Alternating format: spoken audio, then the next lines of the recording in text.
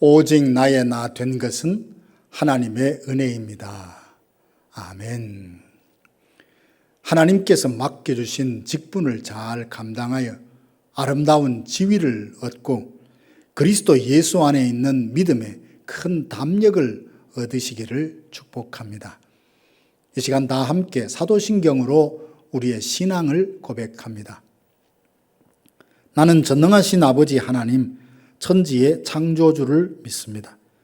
나는 그의 유일하신 아들 우리 주 예수 그리스도를 믿습니다. 그는 성령으로 잉태되어 동정녀 마리아에게서 나시고 본디오 빌라도에게 고난을 받아 십자가에 못 박혀 죽으시고 장사된 지 사흘 만에 죽은 자 가운데서 다시 살아나셨으며 하늘에 오르시어 전능하신 아버지 하나님 우편에 앉아 계시다가 거기로부터 살아있는 자와 죽은 자를 심판하러 오십니다. 나는 성령을 믿으며 거룩한 공교회와 성도의 교제와 죄를 용서받는 것과 몸의 부활과 영생을 믿습니다. 아멘. 하나님의 말씀은 디모데전서 6장 6절에서 10절 말씀입니다. 그러나 자족하는 마음이 있으면 경건은 큰 이익이 되느니라. 우리가 세상에 아무것도 가지고 온 것이 없음에 또한 아무것도 가지고 가지 못하리니 우리가 먹을 것과 입을 것이 있은즉 족한 줄로 알 것이니라. 부하려 하는 자들은 시험과 올무와 여러 가지 어리석고 해로운 욕심에 떨어지나니 곧 사람으로 파멸과 멸망에 빠지게 하는 것이라. 돈을 사랑함이 일만하게 뿌리가 되나니 이것을 탐내는 자들은 미혹을 받아 믿음에서 떠나 많은 근심으로서 자기를 찔렀도다. 아멘. 이시하라 가죽고 같은 마음이 시키는 대로 하라, 이런 책이 있습니다.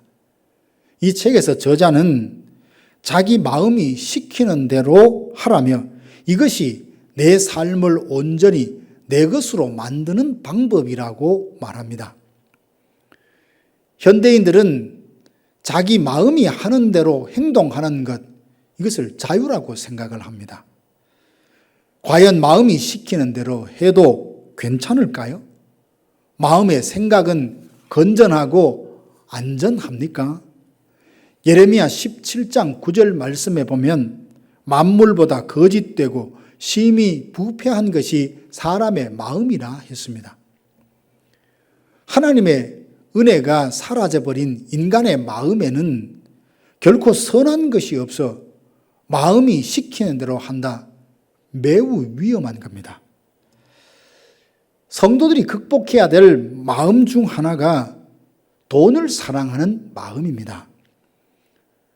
돈을 사랑하는 마음이 있어야 열심히 일할 것이고 부자가 되지 않느냐고 혹 반문하실지 모르겠습니다. 그런데 부자가 된다는 것은 삶의 결과이지 우리 인생의 목적이 될 수는 없습니다. 9절에 보면 부하려 하는 자들은 시험과 올무와 여러 가지 어리석고 해로운 욕심에 떨어져 곧 사람으로 파멸과 멸망에 빠진다 했습니다. 10절 말씀에도 보면 돈을 사랑함이 일만하게 뿌리가 되나니 이것을 탐내는 자들은 미혹을 받아 믿음에서 떠나 많은 근심으로서 자기를 찔렀다 합니다. 이 말씀을 들으면서 솔직히 우리는 마음이 움찔합니다. 왜냐하면 대부분 다 돈을 좋아하지 않습니까? 우리들 중에 돈을 싫어하는 사람이 누가 있겠습니까? 자본주의 사회에서 살아가는 우리에게 돈은 꼭 필요합니다. 그런데 하나님께서 돈을 사랑하는 것이 일만하게 뿌리라 하시니 필요하긴 돈을 사랑하고 집착하는 것이 아니라 도구로 활용하려고 하면 어떻게 해야 우리가 돈의 집착으로부터 자유하고 돈을 사랑하는 마음을 다스릴 수 있을까요? 먼저는 자족하는 마음을 가져야 합니다. 6절 말씀에 보면 자족하는 마음이 있으면 경건에 큰 이익이 되느니라. 자족하는 마음이란 운명론과는 다릅니다. 운명론은 부하고 가난한 것은 운명적으로 다 결정되어 있기 때문에 인간의 노력으로 바꿀 수 없으니 그저 주어지는 대로 모든 것을 운명으로 받아들이라라고 합니다. 그러나 자족하는 마음은 최선을 다하되 결과와 열매를 감사함으로 받아들이라는 마음이니 운명론과는 다릅니다. 자족하는 마음은 소유나 열매의 많고 적음에 따라 희비가 엇갈리는 인생이 아니라 최선을 다할 수 있음에 감사하고 결과보다는 과정을 더 소중히 여기는 마음가짐입니다. 여기에서 오해하지 마십시오. 성경은 부자가 되고자 하는 소망을 정죄하는 것이 아닙니다. 자족하는 마음을 가지라 하심은 부유한 삶을 인생의 목적으로 삼고 하나님과 믿음도 나를 부하게 할 도구로 여기는 태도를 버리라는 뜻입니다. 8절에 보면 우리가 먹을 것과 입을 것이 있은즉 족한 줄로 알라 하십니다. 이 말은 먹고 입을 것만 있으면 되지 다른 것은 필요 없다 이런 뜻이 아니에요. 내게 주어진 모든 것, 누리는 모든 것이 하나님이 주신 복임을 인정하고 감사하며 사는 것입니다. 우리가 자족할 때에 마음에 평안이 깃듭니다. 자족할 때에 감사가 넘칩니다. 다른 사람과 비교하면서 자족하는 마음은 깨어지고 우월감에 빠지든지 열등감에 빠지게 됩니다.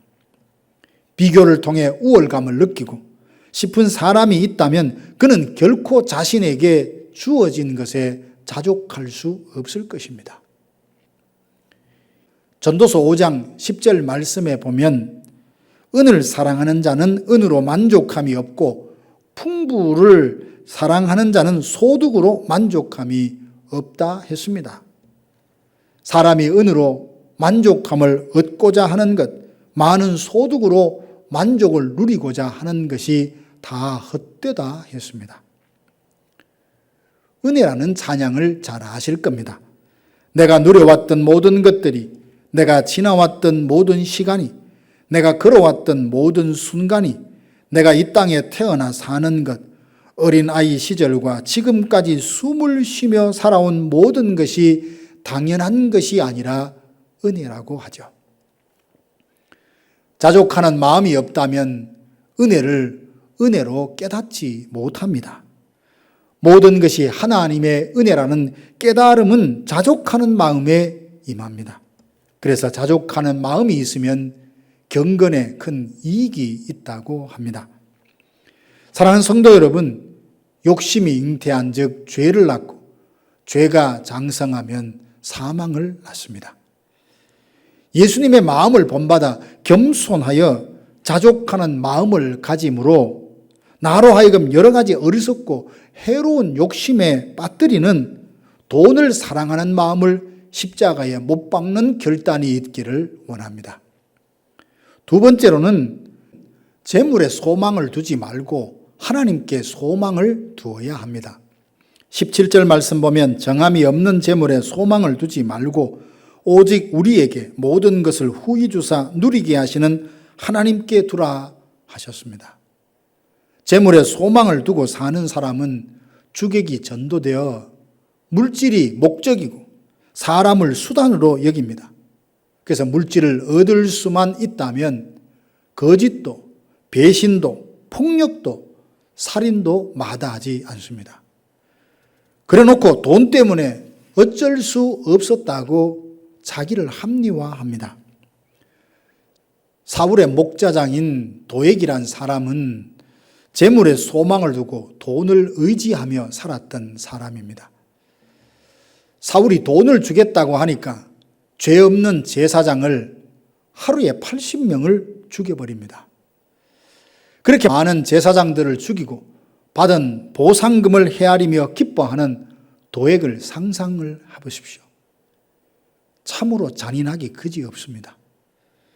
재물에 소망을 둘 때, 재물이 자기 삶의 전부라고 생각할 때 인간은 인간다움을 잃어버리고 괴물로 변하게 됩니다. 사랑하는 성도 여러분, 예수님께서 주는 것이 받는 것보다 더 복되다 하셨으니 이제부터 재물에 소망을 둘 것이 아니라 하나님께 소망을 두고 사십시다. 하나님이 주시는 은혜로 충만하여 자족하는 마음으로 하나님께 소망을 둠으로써 돈을 사랑하는 마음을 극복하여 예수 그리스도께서 다시 오실 때에 흠도 없고 책망받을 것 없는 자로 설 수 있기를 주님의 이름으로 축복합니다. 기도하겠습니다. 지금은 우리 구주 예수 그리스도의 은혜와 하나님 아버지의 크고 놀라우신 사랑하심과 성령의 위로교통 충만케 하심이 재물에 소망을 두지 아니하고 하나님께 소망을 두며 자족하는 마음으로 경건 생활에 힘쓰리라 다짐하는 사랑하는 성도들 머리 위에 이제로부터 영원토록 함께 있을지어다. 아멘.